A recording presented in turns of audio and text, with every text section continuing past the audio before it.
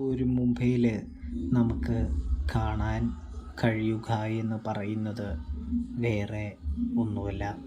അതായത് അലീന സ്റ്റാലിനെ അച്ഛ എന്ന് വിളിക്കുന്നതും സ്റ്റാലിൻ അലീനയെ മകളെ എന്ന് വിളിക്കുന്നതുമാണ് നമ്മൾ പ്രേക്ഷകർക്ക് ഇനി മഴതോരും മുംബൈയിൽ കാണാൻ കഴിയുക. അച്ഛൻ മകൾ ഒന്നാകുന്ന അല്ലെങ്കിൽ മകളെ അച്ഛൻ ചേർത്ത് നിർത്തുന്ന നിമിഷത്തിലൂടെയാണ്